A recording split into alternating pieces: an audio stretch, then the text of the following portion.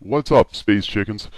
This is AlienPhotog, and for anybody who's clicking on this and is new to me or who I am or what I do, I am an alien abductee, a real-life alien abductee, and there's a lot of us out there. I happen to be one who decided to talk and decided to tell a story, and I just started doing this recently, actually, and to be honest, the response to me has been amazing. But a little background on me is I've been an abductee since I was 8 years old.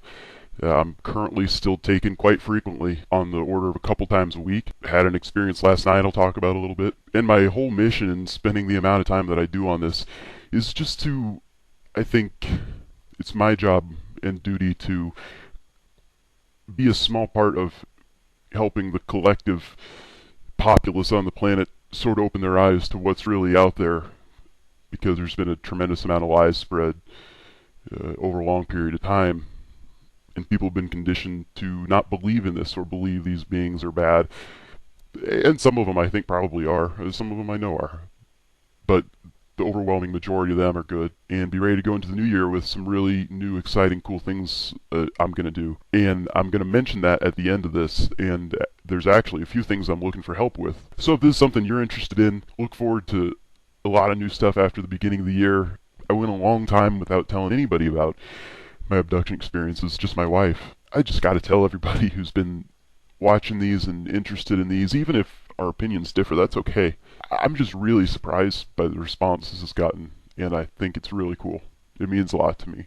And what I'm going to do on this is answer a lot of people's questions. I've gotten a tremendous amount of questions, and really good ones too. Actually, some of them I hadn't thought of myself and kind of laughed at myself. Like, why didn't I ask these guys? This is a great question. And the ones I haven't asked yet, I can communicate with them on a regular basis, but I like to do it a specific way at a specific time that's very careful, because I feel it's all done telepathically. This is a really fitting day to do this. I'm recording this on December 21st, 2009, which of course is 3 years before the quote-unquote big day as everybody sees it.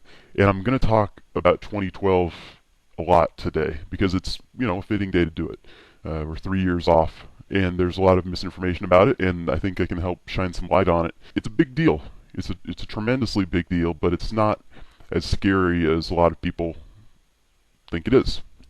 It's an opportunity, and there's some protections for us if it gets bad. So I'll go into that some.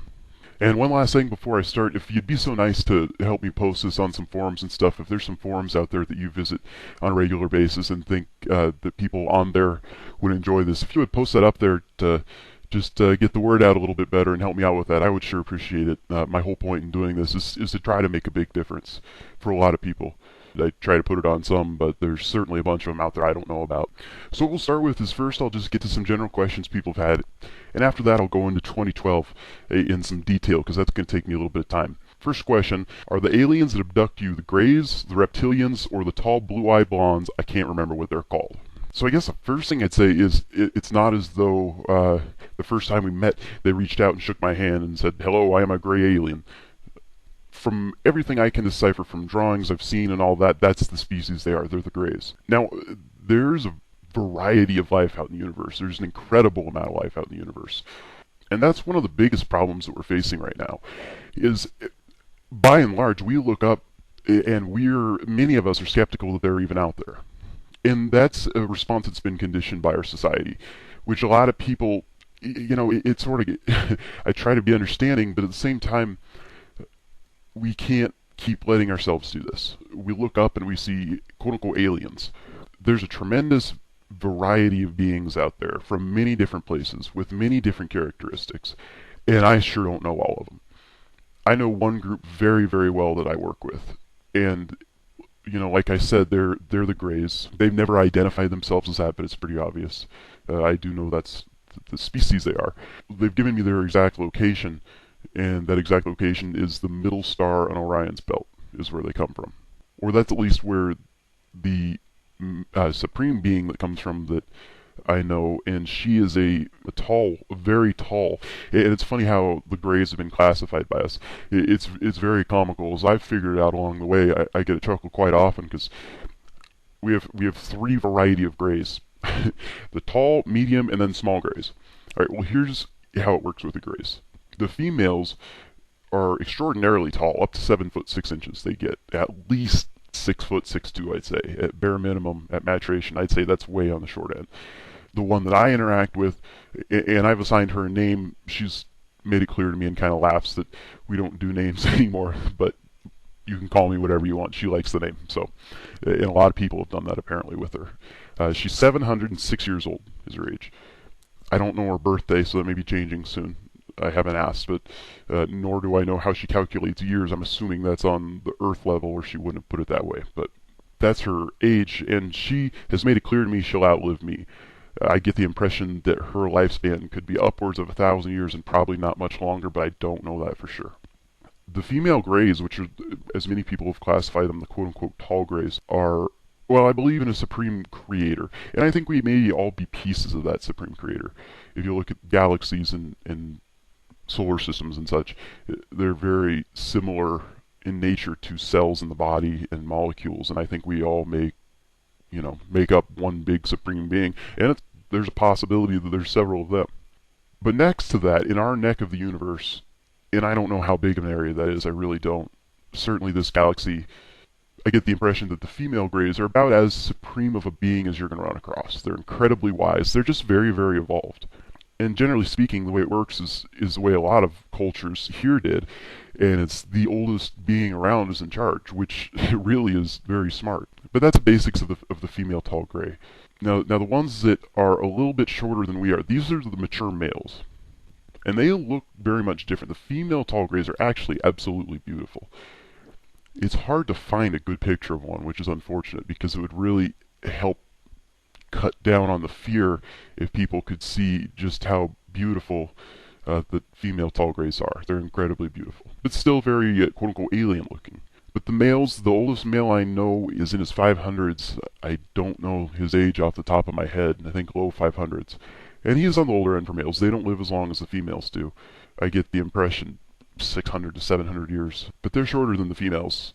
And the mature males reach, I'm approximating here, but I'd say 5'2" to 6 foot at the very tallest. I've never encountered actually a mature male that's 6 foot.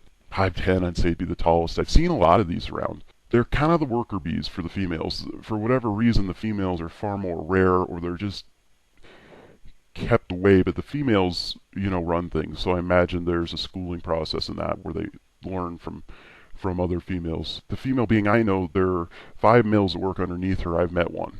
The males don't have really a sense of humor at all that I've noticed. A little bit, some of them. Everybody's different up there, just like down here, but they're just very, very logical, and that's all it is. There's a lot of people who come back and say they have no soul, all this stuff. And I'll go into that a little bit too, because there's people lying saying they're greys. There's beings, lying saying they're greys. But the males are very logical. They're there to do their job, and they focus on what they do because it's very important to them that they do it well, because they realize what they do impacts a tremendous amount of things, and they are wise enough to see long periods of time. And if we were that wise, we would take our lives a lot more seriously too, and our work a lot more seriously, so long as it was, productive in the big picture. The small grays. This is my favorite. Okay, the small grays are children. That's their kids. And a lot of times hybrids get lumped in with that too. But I thought it was hilarious when I read the description on many different places that there's a small gray alien that it's mischievous and doesn't follow orders quite as well. They seem to be helpers and not be in charge of anything. These are their kids, everybody.